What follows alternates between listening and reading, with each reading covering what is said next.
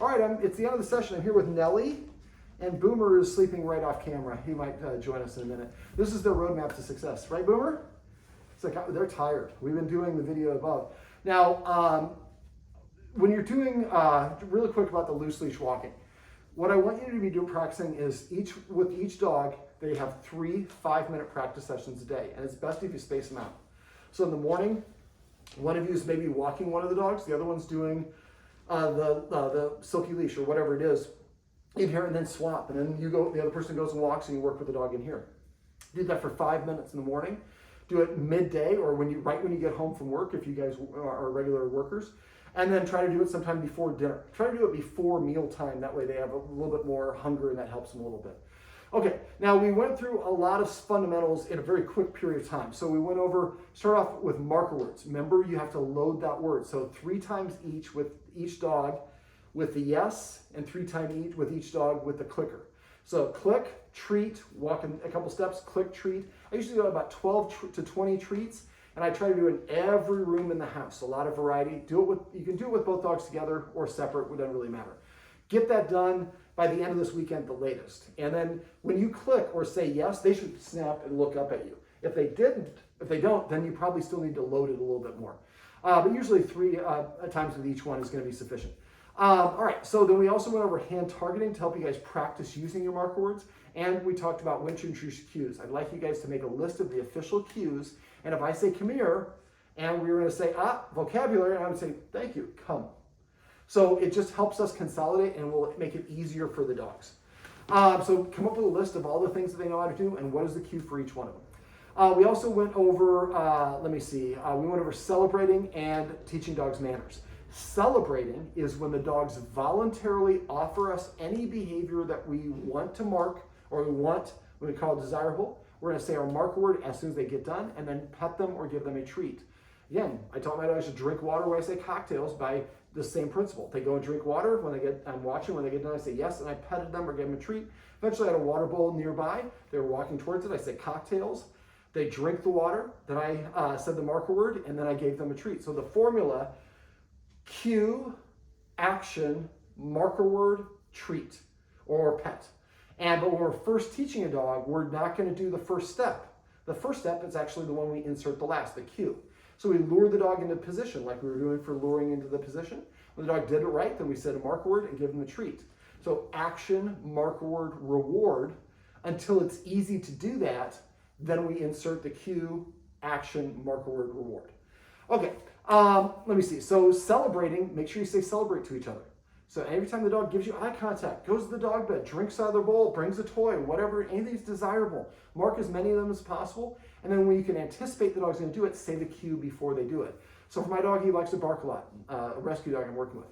To stop him from doing that, we have an incompatible behavior. We ask him to snag. Snag means to go grab something with your mouth. So I have a new toy from BarkBox. I throw it on the ground and say snag. I know he's going to go get it. That's why I can say it when I throw it. He grabs it and I pet him a little bit. So now when he's barking, I say snag, and he goes and looks for something, grabs it, he's not barking anymore. We're satisfying his oral fixation and keeping his mouth occupied. We also talked about the other side of the coin, which is teaching dogs manners. So when the dog nudges you, barks at you, paws at you, it's saying, give me a chicken nugget, darn it. And what we're going to give them an opportunity to do it over. Would you like to sit to earn that pet? Say sit once. And don't say, sit? No, I don't think so. So dog's nudging me. Are you going to be the nudger? Sit. Yes, and then pet the dog. If I say sit and the dog doesn't do it, I just go back to doing what I'm doing. I'm watching a baseball game or whatever it is, and then the dog lost the opportunity. We're not going to reward the dog. Remember, half of how dogs learn is not being rewarded when they don't do what we want. And the other half is marker word and rewarding when they do what we want. So don't cheat for your dog if it doesn't have, not quite possibly, or not quite correctly. Don't reward them unless you're first starting out. When I'm first starting out, I might reward them for those sort of things right off the bat. But eventually I want to get them to the point where that when I say it, that it's easy for them to do it. Okay, so manners is basically if I'm let's say watching TV and Nellie's up on my lap and nudging me, and I'm not even thinking about petting her. I'm reinforcing whatever your dog was doing before you give it attention, which could be petting or saying, don't do that. That's like a reward too for dogs. So if she's jumping up at me, I'm petting her absentmindedly, and my partner says, manners, I'm going to stop petting, ask Nellie to sit. If she sits, yes, and I pet her under her chin. If she doesn't sit, I just thank my partner, hey, thanks, I just wasn't paying attention. But after a while, you get in the habit of that. And again, watch your dog. If your dog's walking towards you, say come at before they get to you. The cue first, they come to you, yes, and then pet them. So do this, so these are two sides of the same coin. Celebrating is when the dog does it voluntarily. Manners is the dog has forgotten and we're giving them a do-over to do it the right way. And eventually, if we do this right, they'll start celebrating, or they'll start prepaying, because you're celebrating those things and letting your dog know these are the things that I really like.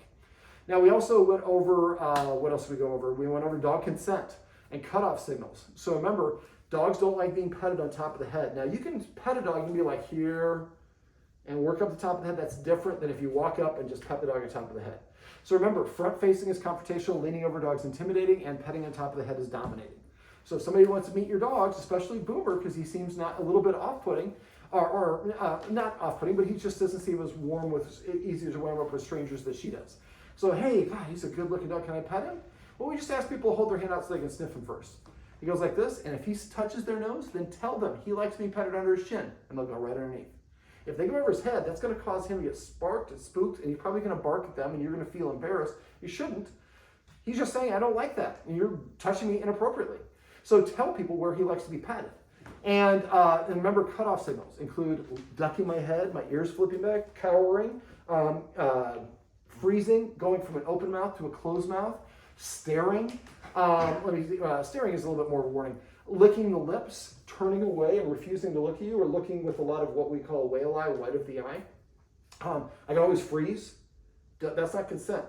So that's why one of the reasons I go over hand targeting is so if the dog is frozen, I go touch and knows how to do it. It might comes over and I know it's not frozen, but if I know it does it and it doesn't come over and do the boop, then I know that it might be uncomfortable in that situation. I might move over there behind on the other side of the person and say boop. If the dog comes and does it, I can say that person is what's impeding the dog, doesn't feel comfortable around that person. So let me see. And something else I was going to get to that I forgot to go over. If your dog's doing something you don't want, we like to use something called a positive interrupter. So any attention is rewarding and validating. So if he's barking and I say stop, that's like rewarding him. Do you want to help with this one? Would you like if I put a treat over here? Would you go down there and get that? So let's say she's getting in the trash or something I don't want.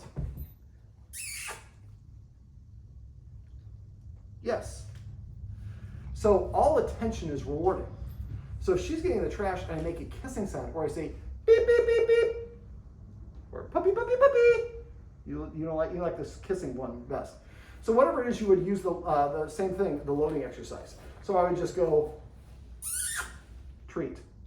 And so when she's about to do something I don't want, I make an interesting sound that causes her to break concentration, look at me. Then I do the boop. She runs over and touches her nose to my hand. I've redirected her away from what I don't want without making that a rewardable action. Then I'm going to give her some baby carrots, take her for a walk, do something, give her a bully stick, give her something else to do. Otherwise, she's going to go right back to going into the trash. So that pause interrupter is kind of the best thing you can do in terms of if you're looking for a replacement for a no for dogs. Okay, let me see. So we also went over the importance of exercise, tug of war, fetch, and there's a video on my website. There's a dog named Boone, B-O-O-N-E, where I have a video that I go over how to teach a dog to fetch. Blood play tug of war is another great way to burn energy. Physical exercise is different than mental stimulation. So we went over cookie in the corner, teaching them to use their nose. Hunt means go look for the treats. So I have a video for that one. If I don't have a link above, let me know and I can link that in for you. Google, get 3 scent games so that you can practice those in the house and great ways to drain the dog's energy without you having to leave. Now, one of the other things is right behind where the camera is kind of it looks like to me like a Houston Oilers logo from the 70s, but it's basically where all the leashes are. So I'm just going to call you Boone. Boomer gets super excited when they pull out the leash. That's classical conditioning. So what I walk them through doing, and what walked you through doing, is breaking it into small steps. And this is something I want you to keep in the back of your mind for any activity where the dog struggles. How can I make this individual steps? And we're going to practice step 1 over and over without going to step 2. Until the dog does step 1 properly, then we can go to step 2 or make it more intense. So the first step was he walked over to where the leash tree is and had Boomer come over and sit. He said, mark a word, he gave him a treat, and went and sat back down. We did that about 5 or 7 times. Eventually, it was easy for Boomer to come up and watch out for her because Nellie was kind of blocking. And so he was deferring to her. And so we don't want her to cause influence. So maybe have her on your lap or somewhere else when you're practicing that. So the first stage, and I would even say position. Position means I come and sit right over here, and then you're going to give me a treat. The next stage, once you got comfortable with that, then I had the guardian reach for the leash. Let's say the leash is right here. He touched it, and Boomer started going bombastic. So he went and sat down on the couch. So what we're going to do is we're going to do this in stages. So we're going to walk up, tell him to sit, self-control. He sits. As soon as he sits, I reach for the leash. And if I reach to the point where he gets excited, then I take note of where I was. I stop. I go sit back down. Then once Boomer calms down, which you have to kind of look at his energy, then I go back, and let's say when my hand got here is where he got excited. Next time I would stop maybe here. So this is the excited area. I'm stopping before he gets excited. Pull it down, and then goes. And then if he stays there and he's calm, I could do that 3 times. And then maybe the 4th time, I reach a little bit further. Pull it back down. So you're going like getting in a hot tub very slowly. The idea is that he doesn't react. As soon as he reacts and gets excited, that means we got greedy, we pushed too far. You stop, put it back, and go sit down and wait for him to relax. And it'll take time. So try to do this like maybe 3 times a day, 5 times a day for 1 or 2 minutes each time. After a while, Boomer's like, yawn, big deal. You're going to try to put the leash on me. And eventually be able to pick it up, lean it towards him, eventually attach it to him, and then just go sit down and let him wander around. Now, it's dangerous for dogs to drag a leash around unsupervised, but we just don't want to have him get excited. Also, don't make a big deal. Boomer, you want to go for a walk? You want to go for a walk? Who's going for a walk? Well, of course he's going to be going crazy. Guardians here don't do that. A lot of people do that. So just make it a non-event. And when you can get to the point where you can leash him all the way up, I would come over and say position. He gets in position. I would say maybe uniform. Grab the leash, attach it to him, say yes, give him a treat. So eventually you say uniform. He goes over and sits down next to the tree. He's like, put the harness on me, man.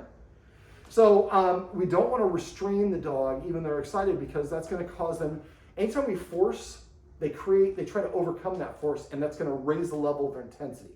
It makes sense to us, but for dogs, it'll actually work against us because they're going to protest more and more.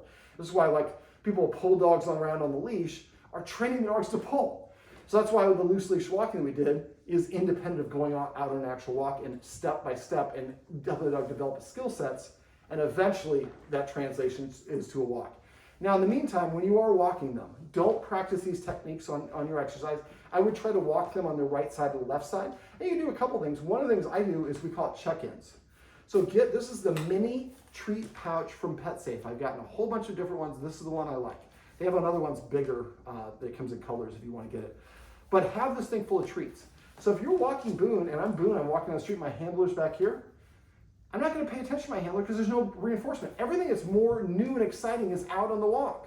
But let's say I happen to look at my guardian and he says yes, and then holds the treat out and starts lowering the treat. Oh, I like treats. He likes some treats at least. He comes back to me, I say yes and give him the treat, and then we continue walking. Well, shoot, he just gave me a $100 bill. Oh, shoot, he's got another one. The foundation of loose leash walking is having the dog check in with us. So after a while, your dog's gonna be like, oh, treat. And he walks back to it. I'm not going to him. I'm holding the treat out, and eventually I want to hold that treat behind the seam. And eventually they just start walking with you and checking in with you more frequently because you're giving them a reward and incentive to want to. Let me think. We also went over for getting a snuffle mat. I would get a snuffle mat for both these guys and feed them that way. So you want to get the Omega Pod Tricky Trainer treat ball. Almost for him, because he's a little bit standoffish for new people, I might get a couple lick mats. When you have guests come over, put that on him and put it far away so he can kind of lick at it.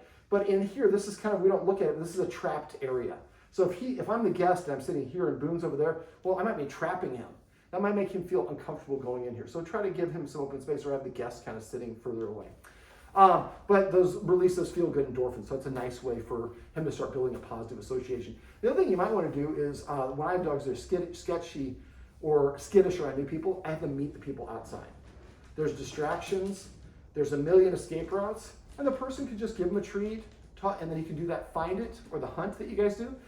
I was doing a little catch with him. That's a great game. Teach him how to catch. It was kind of a sports household. And so now when a guest comes in, I can play with the dog, and the dog can keep whatever distance he feels comfortable with. All right. Now, anything else you guys want me to cover? I think that was I think you're covering everything. It's like I've done this before. Yeah. Yeah, what was the progression of the leash training? I'm gonna send you guys PDFs that'll have the exercise as well as all the nuance. Like I said, normally I do this, I have the outline of it, and we skipped a couple, so I want to get you guys on the right track. So I'll get those to you, and then you'll be able to watch the videos above, and it'll make more sense because you've already done it, and now you get the outline. And then if you have questions on it, please text me or let me know. Usually I want people to practice these for a week each. Now the silky leash, I usually want you practicing that one. Usually when you get to level 4, within about 3 or 4 days, and you're not doing the bowl game until the dog can do the leash pressure game or the silky leash in the front yard. Then you go back and then you do that game because the silky leash sets up the bowl game. The one step at a time sets up the stutter. So all these exercises are kind of designed to go one after the other. So go in the order that I sent them to you and let me know if you have any questions or things are not working so I can kind of help you out. Don't continue practicing if you don't think you're doing it right because I don't want your dogs to practice bad mechanics or you. Here. Well, this is my girl Nellie. Sit. Yeah, look at the camera though, sweetie. Isn't she a beautiful girl? Boomer! Boomer! Puppy, puppy! He's like, whatever, I'm too tired. Well, Boomer's off camera, but he's a good boy. And this is their roadmap to success. Remember, everything you do trains your dogs. Only sometimes you mean it.